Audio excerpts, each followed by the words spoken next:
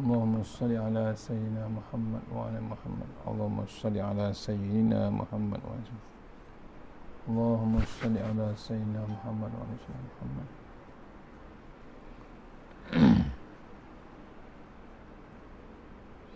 اللهم صل على سيدنا محمد وعلى سيدنا محمد. اللهم صل على سيدنا Muhammad. InsyaAllah kita share dulu. Mohon share dulu insyaAllah.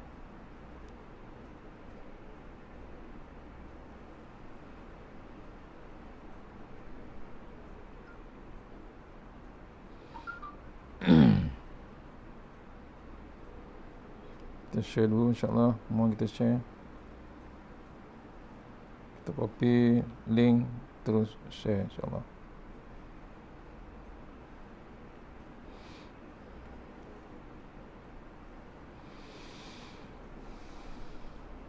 InsyaAllah hari ini untuk surau Ar-Rahman, Taman Musalla Ar-Rahman di Taman Prima Puchong, Lake Vista Taman Prima Puchong. InsyaAllah sama-sama kita share.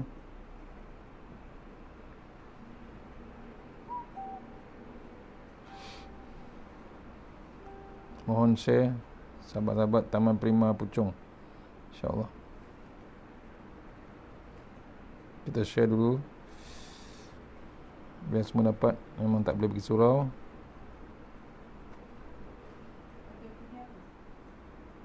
FB audio kuliah insyaAllah ya, sama-sama share FB audio kuliah.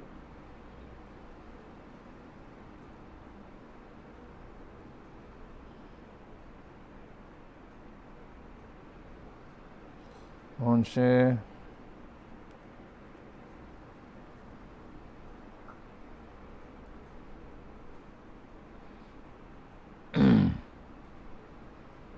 Tolong share insyaAllah.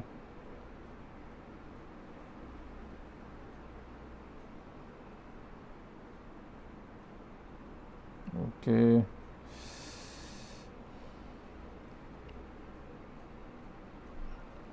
InsyaAllah. Assalamualaikum warahmatullahi wabarakatuh. Alhamdulillahirabbil alamin wassalatu wassalamu ala asyrafil mursalin wa ala alihi washabihi ajma'in. A'udzubillahi minan nar min syarril kuffar min ghadabil jabbar wal izzatu lillahi war rasul minin. Allahumma ghanina bihalalin harami wa bifamsi wa bismika Allahumma ya daimi ya hayyu ya fardu ya witri ya ahad ya samad. Allahumma salli ala Muhammad wa ala ali Muhammad. Bismillahirrahmanirrahim. Bismillahi masyaallah la yasuqu ya Allah. Bismillahi masyaallah la yasrifu ya Allah. Bismillahi masyaallah man kana min ni'matin fa min Allah. Bismillahi masyaallah la ya'ti bil hasanati illa Allah. Bismillahi masyaallah la haula wa la quwwata illa billahil aliyyil azim. Allahumma nas'aluka bi barakati syarifah antuhimalana. Amin ya rabbal alamin.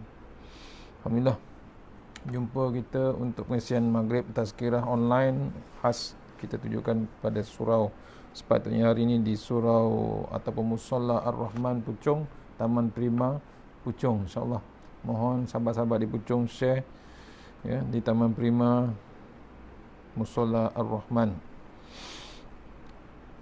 di Puchong, insyaAllah. Ya, kita teruskan. Kita rehat dulu kitab Tanbihul Ghafilin. Kita baca nota pendek, nota daripada kita ambil poin-poin daripada nota My Quran Time, insyaAllah ya, juzuk pertama. Kita sambung yang semalam muka surat 26. Siapa yang ada My Quran Time notebook ya, nota dia, insyaAllah. Sekarang dah masuk juzuk kelima surah Nisa. Kita masih lagi di sini. Kita masuk juzuk pertama masih juzuk pertama ayat 1 hingga 5 Al-Baqarah, insyaAllah ya. Alhamdulillah. Terus ke poin ketiga ya, ciri-ciri orang bertakwa yang berjaya. Sambungan pagi tadi, insyaAllah. Sebenarnya ada 5 ciri-ciri orang bertakwa yang berjaya. Saya ulang balik. Yang pertama, mereka yang beriman kepada yang gaib. Yang pertama. Yang kedua, mereka yang mendirikan solat. Yang ketiga, mereka suka bersedekah ke jalan Allah. Yang keempat, ciri yang takwa yang berjaya, mereka yang beriman dengan kitab Al-Quran dan kitab-kitab yang telah diturunkan sebelumnya. Dan yang kelima, serta mereka yakini akan adanya satu lagi kehidupan yang dipanggil hidup di akhirat ataupun hidup sesudah mati. Ya, pagi tadi kita sampai nombor kelebihan mendirikan solat. Kita ceritakan 16 kelebihan solat dalam catatan daripada Nota Tuan Guru Datuk Ismail Kamus, iaitu diambil dari kitab Tanbihul Ghafilin, kesempurnaan solat, 16 kelebihan solat. Kalau sempat kita ulang balik, kita baca terus kitab ni, ya. Mereka yang mendirikan solat, ya. Dan yang ketiga, ciri orang bertakwa yang pertama, tapi masuk dia dipecahkan pada 5 bahagian, ya. 4 bahagian, 5, ya. Mereka yang mendirikan solat. Kemudian yang ketiga, mereka suka menginfakkan rezeki di jalan Allah. Ni ada dinyatakan dalam Quran Al-Baqarah yang awal dulu, ya, bab suka menginfakkan rezeki ke jalan Allah Subhanahu Wa Taala. Mereka yang mengeluarkan zakat bagi perkara yang wajib dan bersedekah untuk tujuan mendekatkan diri kepada Allah Subhanahu Wa Taala. Ayat 1-5 tu. Mereka yang mengeluarkan zakat bagi perkara yang wajib dan bersedekah untuk tujuan mendekatkan diri kepada Allah SWT. Bukan saja-saja nak tunjuk, bukan saja-saja nak infak. Sebenarnya niat dia sebenarnya tak ada lain untuk terus dekat dengan Allah Subhanahu Taala. Dicatatkan sini persoalannya, mengapa banyak perkara yang baik mengenai orang bertakwa ini Allah Subhanahu Wa Taala sering memberi perhatian penuh antara solat dan zakat.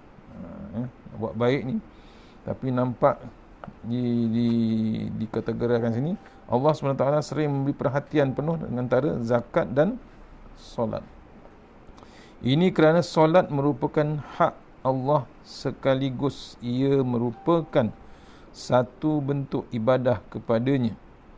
Ia merangkumi keesaan, sanjungan, harapan, pujian, permohonan doa serta tawakal kepadanya. Sedangkan infak, yakni zakat, merupakan salah satu bentuk perbuatan baik kepada sesama makhluk dengan memberi manfaat kepada mereka. Yang paling berhak mendapatkannya adalah keluarga, kaum, kerabat serta orang terdekat. Beza solat dengan bab infak ataupun zakat.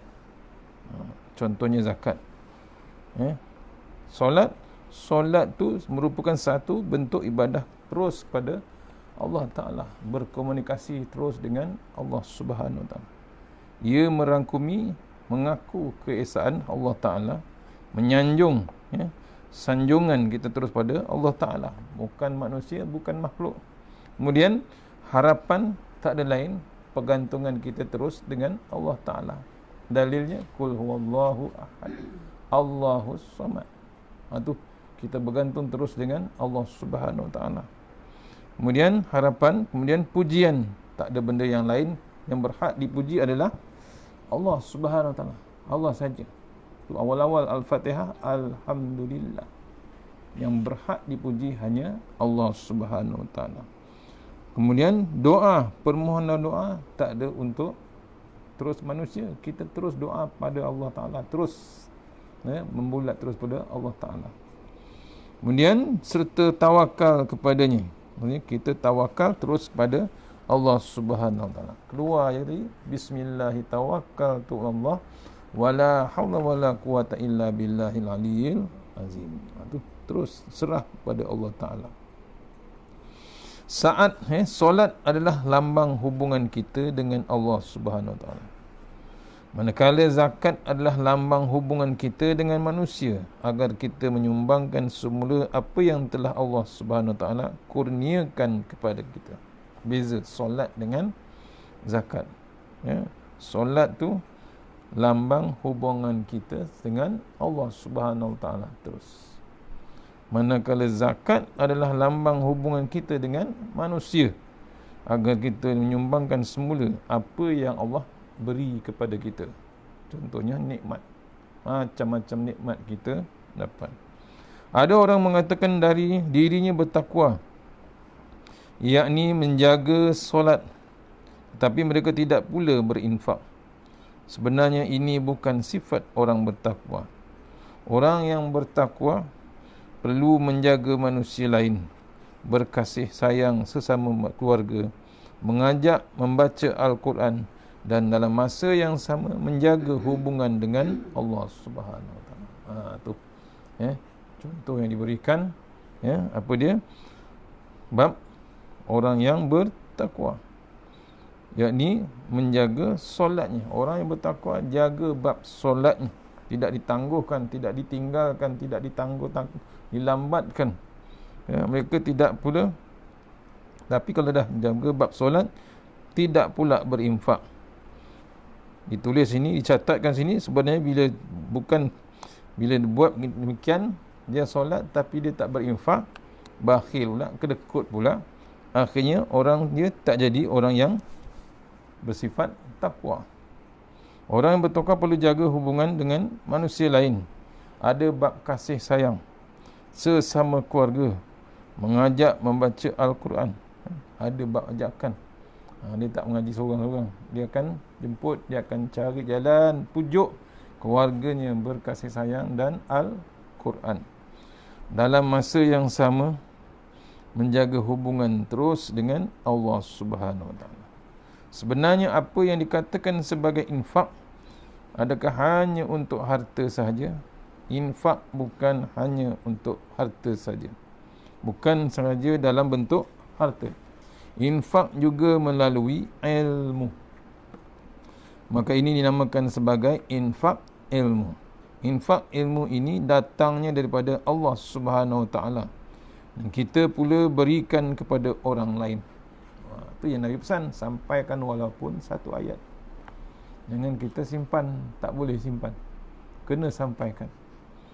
Itu ada bab ilmu yang bermanfaat. Infak bukan dalam bentuk harta, diingatkan kita balik, tetapi juga melalui ilmu. Maka ini dinamakan sebagai infak ilmu. Infak ilmu ini datangnya daripada Allah Subhanahu Wa Taala, dan kita pula berikan kepada orang lain. Sebab tu ilmu jangan kita simpan. Walaupun ilmu setakat membuat roti canai, kena sampaikan. Tolong jangan simpan ilmu yang kita ada. Dengan harta lain, jangan kedekut ilmu. Dengan kata yang lain, jangan kedekut ilmu. Justru ilmu yang kita ada perlu dikongsikan dengan orang lain juga. Jika ada yang memerlukan ilmu tetapi kita hanya simpan untuk diri kita sendiri saja, ini amat merugikan. Pasal apa? Pahala infak tak ada dapat. Sebenarnya apa yang Allah nak beritahu tentang infak ini ialah apa-apa harta yang kita infak ialah bukan daripada harta kita. Ini kerana semua yang ada pada kita selama ini adalah anugerah daripada Allah Subhanahu Wa Taala. Jua hendaknya. Kalau kita tengok susunan kriteria orang yang bertakwa itu adalah sebegini. Bawah sekali ada bab infak. Kemudian didirikan solat. Hujungnya, atasnya dia percaya, yakin perkara-perkara yang ghaib. Kalau ada buku, dinampak diagram dia. Daripada susunan ini kita tahu bahawa orang yang mempunyai perkara ghaib akan senang untuk mendirikan solat, dan orang yang solat itu akan senang untuk menafkahkan hartanya. Yakin dengan Allah Ta'ala, yakin dengan alam akhirat, yakin dengan balasan akhirat, automatik dia akan dirikan solat. Dia tak akan tinggalkan solat. Dia tak berani tinggalkan solat. Yang hutang dia tetap bayar. Hutang solat dia tetap bayar. Dan orang yang solat itu akan senang untuk menafkahkan hartanya. Automatik. Itu orang yang hebat, betul-betul solatnya sempurna, dia automatik akan menginfakkan hartanya. habis ayat yang kedua, ketiga, masuk dengan ayat yang keempat, berilmu dengan kitab Al-Quran. Ayat Al-Baqarah yang keempat, nombor 4. Apa dia? A'udzubillahi minasyaitonirrajim. Wallazina yu'minuna bima unzila ilaika wa ma unzila min qablik wa bil akhirati hum yuqinun. Ayat nombor 4, maksudnya, dan mereka yang beriman kepada kitab, yakni Al-Quran, yang telah diturunkan kepadamu, dan kitab-kitab yang telah diturunkan sebelummu, serta mereka yakin akan adanya kehidupan, yakni kehidupan di akhirat. Al-Baqarah ayat nombor 4. Maksudnya, diceritakan ayat tersebut membenarkan apa yang diturunkan kepada Rasulullah SAW, iaitu Al-Quran. Kita membenarkan, bukan membenarkan apa, kita yakin, kita percaya ayat Quran tu diturunkan terus pada Rasulullah SAW. Beriman dengan Al-Quran bukan hanya percaya ia diturunkan daripada Allah Subhanahu Wa Taala, tetapi paling penting ialah bagaimana kita mengambil pengajaran, beramal dan menyebarkan kepada orang lain pula. Ini kerana apa yang kita telah belajar dalam ayat kedua, Al-Quran ialah sumber hidayah kepada orang bertakwa. Zalikal kitabul la raiba fi hudal lil muttaqin. Ayat nombor 2. Ya. Tak ada cara lain nak bertakwa, kita yakin dengan kitab Allah Subhanahu Wa Taala. Sebab tu kena ikut hukum-hukum Allah Taala yang ada dalam kitab. Ya. Hukum Islam. Sebab tu tak boleh tangguh. Ya. Siapa yang salah tetap bersalah. Ya. Hukum Islam tetap bersalah. Tak boleh dilindung, tak boleh disimpan-simpan. Ya. Tengok kalau ditengok nota surah Nisa hari ini semalam, ya.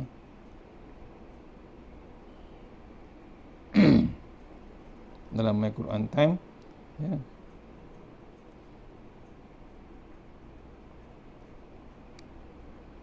Nisa semalam, ya.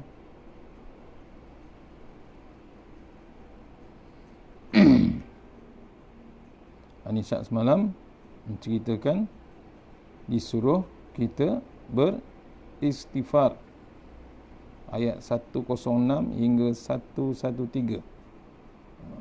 Hebat macam mana dosa kita sebagai umat Islam, tetap akan disuruh beristighfar, minta ampun, bukan lafaz saja, terus minta ampun terus pada Allah Ta'ala. Ayat 106, ya. Disummarize kan 106 hingga 113 ni. Jangan kita khianat dan jaga amanah, biarpun makan diri sendiri. Maksudnya apa? Ditadaburkan surah An-Nisa ni 106 sampai 113. First kali, hebat macam mana dosa kita, besar mana dosa kita, kita disuruh minta ampun terus. Minta ampun terus kepada Allah Subhanahu Wa Taala. Disuruh kita astaghfirullahalazim, yang pendek. Dipesankan kita minta ampun terus pada Allah Subhanahu Wa Taala. Kemudian poin yang kedua, jangan kita khianat. Khianat iaitu khianat pada diri kita sendiri, khianat pada negara kita sendiri, khianat pada Allah Subhanahu Wa Taala, khianat pada Rasulullah SAW, khianat pada semua sekali. Jangan kita khianat. Maksudnya jangan kita zalim. Kita dah bersalah, kita minta ampun. Jangan nak tutup-tutup kesalahan kita. Jangan nak minta orang lain tutup, ataupun dilemparkan kesalahan kita ni terus kepada orang lain. Jangan. Ini ceritakan dalam Quran surah Nisa. Ya. Dan jaga amanah.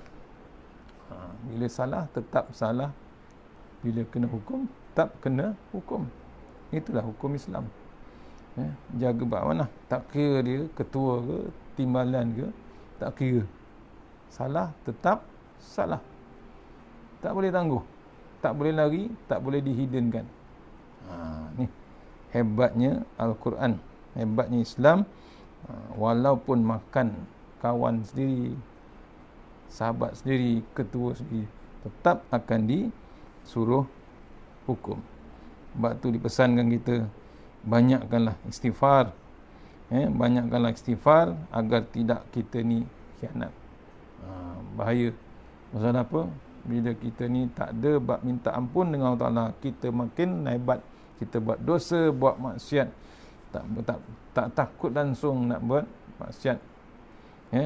Masih lagi kita cover dosa kita, masih lagi cover kesalahan kita, tak nak istighfar. Pasal apa? Bila terlampau hebat dengan buat maksiat, dia payah nak minta ampun, akhirnya dia akan khianat. Tapi kalau banyak dia istighfar, balik ke pangkal jalan, istighfar dia, dan dia tidak khianat. Yang kedua, jangan membela orang yang khianat atau tidak amanah. Jangan dibela. Daripada zaman Rasulullah SAW, kumpulan Yahudi itu dituduh oleh sahabat mencuri. Walhal dia tak mencuri. Yahudi itu bukan Islam. Tapi Nabi balik pada Al-Quran, balik pada Allah Ta'ala, diadili. Yang salah tetap salah, walaupun dia yang bersalah tu orang Islam sendiri. Tu pasal apa? Dia khianat dan tidak amanah. Dah mengaku Allah dan mengaku Rasulullah, tapi masih lagi dia tidak amanah. Yang ketiga, dipesankan dalam surah semalam ni, surah Nisa, elakkan dosa kerana ia merosakkan diri sendiri. Sebab tu kita ni berhenti membuat dosa. Berhenti membuat dosa.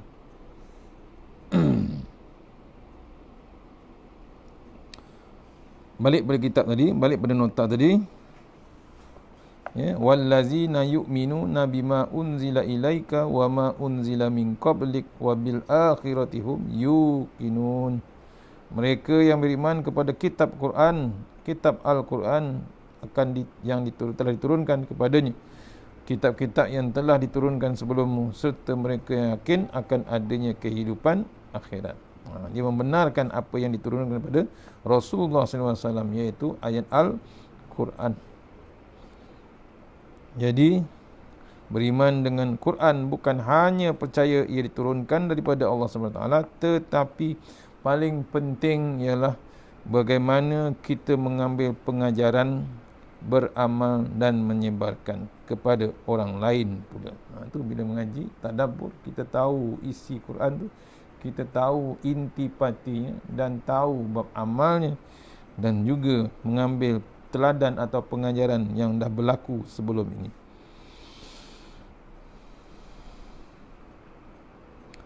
Kepada orang lain pula. Ini kerana apa yang kita telah belajar dalam ayat kedua, Al-Quran telah sumber hidayah kepada orang bertakwa. Tadilah ayat zalikal kitabula raiba fi hudal lil muttaqin, orang yang bertakwa, yakin dengan hukum-hukum kitab Allah Subhanahu Wa Taala. Jadi jika kita tidak belajar tafsir Al-Quran, bagaimana pula kita hendak beramal dan menyebarkan Quran ini kepada orang lain? Tidak cukup dengan hanya membaca sahaja tanpa memahami. Nak sebarkan Islam, nak dakwah dengan Islam, nak bacakan Quran, baca boleh tapi tak tahu mana, habis je, tak jadi. Baca, pahala dapat, tapi tak kesampaian yang sebenarnya. Pasal apa? Tak difahamkan isi Al-Quran. Selain itu, kita juga perlu mengimani dan mempercayai bahawa Allah Subhanahu Wa Taala juga telah menurunkan kitab-kitab lain sebelum Al-Quran, yakni kitab Zabur, Taurat dan Injil. Ini kita dipesankan. Yakin dengan Quran betul, tapi kena yakin juga ada bab kitab lain. Ada kitab Zabur, ada kitab Injil, ada kitab Taurat sebelum Quran. Pun kita kena imani ataupun percaya adanya kitab tersebut. Memang kitab yang ada sekarang telah diubah oleh puak Yahudi dan juga Kristian tetapi masih ada lagi serba sedikit yang asal. Maka kita tidak boleh menolak semuanya kerana ia masih lagi kalam Allah Subhanahu. Yang ada sekarang memang tak ada bab original, tapi nama tu dah betul, cuma dah isi tu dah diubah-ubah. Ada tak banyak pun, sikit ada yang datang dari terus pada Allah Subhanahu Wa Taala. Poin yang kelima, meyakini, ya, daripada ayat tadi, meyakini kehidupan akhirat, ya, adanya bab alam akhirat. Mereka yakin bahawa itulah hari yang akan ditanya tentang segala amalan dan akan mengetahui tentang balasan sama ada syurga ataupun neraka. Daripada ayat Quran tu tahulah kita yang mana haram, yang mana halal. Tu. Apalagi bab akhirat, balasan. Ada bab balasan untuk kita jumpa nanti akan datang. Dalam ayat yang lain disebut beriman dengan Al-Quran, maksudnya beriman dengan kitab sebelumnya. Beriman dengan perkara-perkara ghaib, tetapi bila disebut dengan akhirat digunakan perkataan yakin. Ya, iman dengan Quran, iman dengan kitab yang lain. Kemudian satu lagi beriman dengan perkara-perkara ghaib, tapi diubah perkataan tersebut, bab akhirat digunakan dengan perkataan yakin. Yakin kita dengan alam akhirat. Kenapa? Kerana segala perkara yang kita lakukan hanyalah akan menjadi kalau kita yakin dengan hari akhirat. Kalau sekadar rasa macam ada saja, percaya saja tanpa yakin, itu tidak akan beri bekas kepada amalan kita. Kita sembahyang, kita pasal yakin ada satu lagi alam yang kita nak sampai. Kalau tidak, buat saja-saja. Tu tak ada bekas, tak ada kesan pada amalan kita. Yang kelima, ayat yang kelima, ya, ayat yang kelima, maksudnya mereka yang mendapat petunjuk daripada Rabb, daripada Allah Subhanahu Wa Taala. Apa ayat kelima? A'udzubillahi minasyaitonirrajim. Ulaika ala hudam mir rabbihim wa ulaika humul muflihun. Ayat nombor 5 Al-Baqarah. Mereka itulah yang tetap mendapat petunjuk daripada Rabb mereka dan merekalah orang yang beruntung. Al-Baqarah ayat nombor 5. Ayat sebelum itu, ayat sebelumnya itu adalah menyebut sifat-sifat orang beriman bila mendapat hidayah, yakni petunjuk. Antara sifat orang yang beriman yang diberi hidayah adalah beriman dengan perkara ghaib, menunaikan solat, infak daripada rezeki yang dikurniakan, beriman dengan kitab dan para rasul terdahulu, dan yakin adanya hari akhirat. Itu bab iman. Yakin terus dengan Allah Subhanahu Wa Taala. Hadiah yang diberi kepada mereka adalah hidayah dan kejayaan yang dijadikan mereka istiqamah dalam Islam. Kejayaan yang dimaksudkan juga adalah kekal di dalam syurga dan selamat daripada azab neraka. Maka ayat ini adalah pujian daripada Allah Subhanahu Wa Taala kepada mereka. Mereka tetap dapat petunjuk daripada Rabb dan merekalah yang akan beruntung. Ya, mereka yang beruntung. Al-Baqarah ayat ini. Hidayah itu memerlukan kesungguhan. Sekiranya kita perasan, perkataan hidayah ada disebutkan sebanyak 3 kali. Bermula daripada surah Al-Fatihah. Bermula daripada surah Al-Fatihah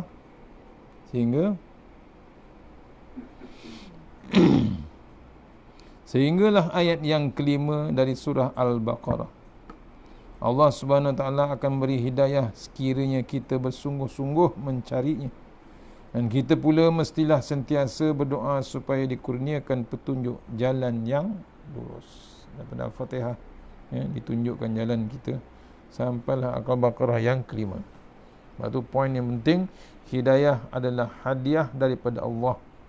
Mereka yang dikurniakan hidayah itu telah diletakkan kedudukan yang tinggi dan mulia di sisi Allah Subhanahu Wa Taala. Tu sebab tu kita tak berhenti cari ilmu, cari amalan, buat amalan semua. Tak boleh berhenti. Bagaimana kita nak tahu kita sudah dapat ataupun sudah beroleh hidayah daripada Allah? Salah satu tandanya adalah bila kita rasa gembira dan seronok apabila mahu melakukan sesuatu yang baik. Contohnya kita telah diberikan Al-Quran untuk dibaca. Lalu kita berasa gembira untuk membaca dan menghayati isi kandungannya. Bila ini berlaku, ucapkanlah kalimah Alhamdulillah. InsyaAllah Allah akan tambah lagi hidayah ataupun hadiah demi hadiah, yakni hidayah buat kita.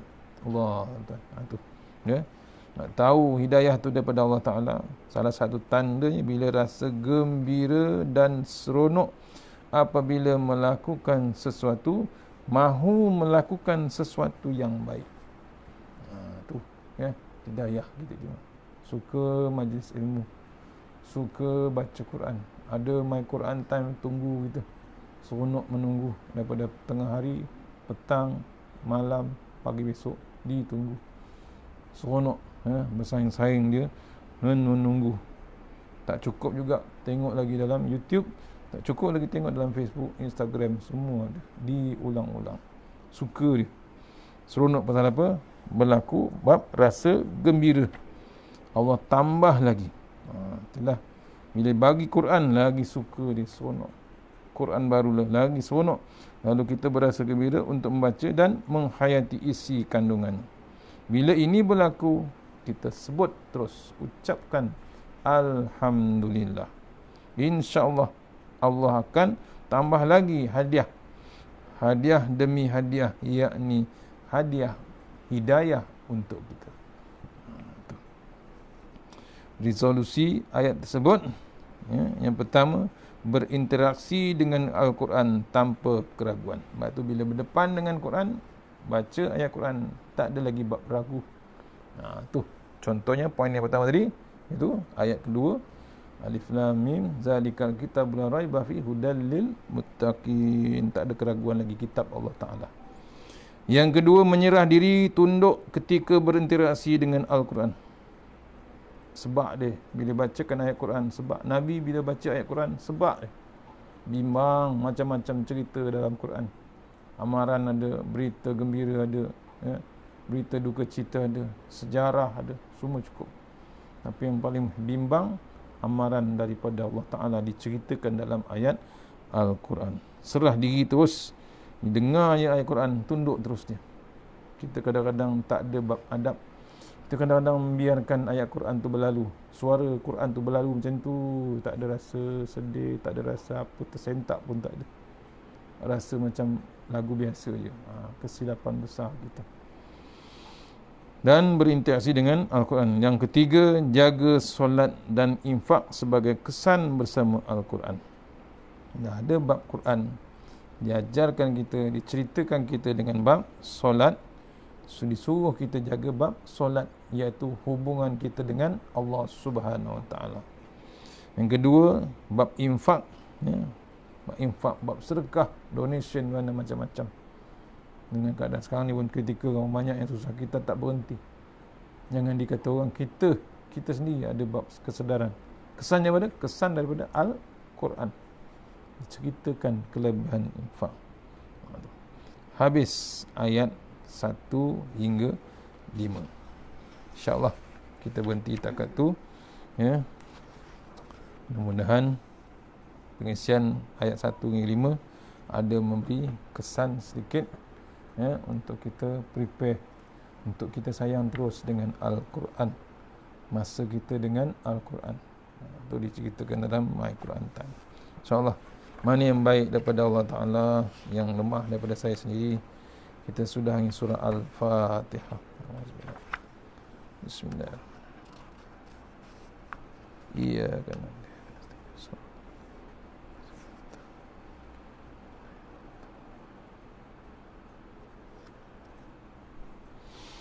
InsyaAllah, sebelum saya nak ucapkan terima kasih pada surah Ar-Rahman, Musallah Ar-Rahman, Taman Vista, Lake Vista, beri ruang untuk kita teruskan kuliah kita walaupun dalam keadaan PKPB, kita buat juga dalam online insya-Allah.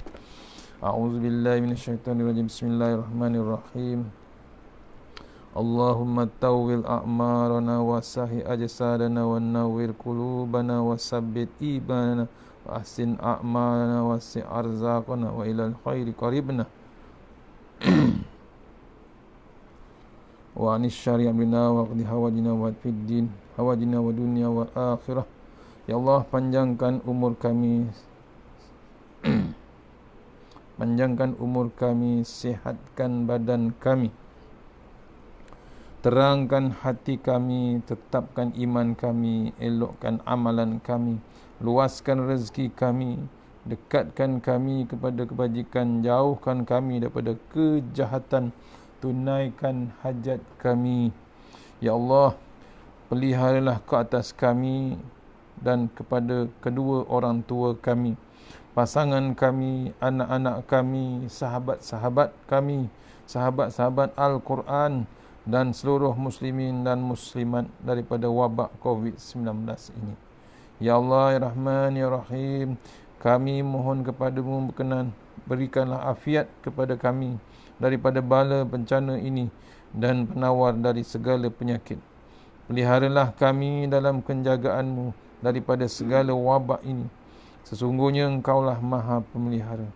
Ya Allah, jauhkanlah kami daripada kemungkaran akhlak, dosa-dosa, hawa nafsu dan penyakit yang merosakkan hati kami. Ya Allah, Ya Rahman, Ya Rahim, selamatkanlah negara kami daripada virus COVID-19 dan selamatkanlah negara kami daripada virus penyakit-penyakit hati manusia yang mengundang kemurkaan-Mu, Ya Allah. Selamatkanlah negara kami, Ya Allah. Selamatkanlah negara kami, Ya Allah. Ya Allah, Ya Rahman, Ya Rahim, bersihkanlah hati-hati kami daripada sifat-sifat munafik. Bersihkanlah amalan-amalan kami daripada sifat riak dan menunjuk-nunjuk. Ya Allah, Engkaulah yang membolak-balik hati-hati kami. Kekalkanlah dan tetapkanlah kami dalam iman.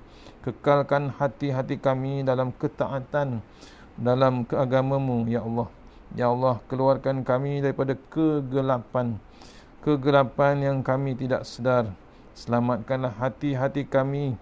Kami sangat takut dan bimbang bila kami bertemu denganmu, Ya Allah. Janganlah biarkan kami mati melainkan dalam keadaan menjadi orang-orang Islam dan orang-orang yang beriman. Matikanlah kami dalam Islam dan kumpulkanlah kami di kalangan orang-orang yang saleh. Ya Allah, perkenankanlah doa kami. Rabbana la tuzigh qulubana ba'da idh hadaytana wa hab lana min ladunka rahmah innaka antal wahhab. Rabbana atina fid dunya hasanah wa fil akhirati wa qina azabannar wa qina azabannar wa qina azabannar.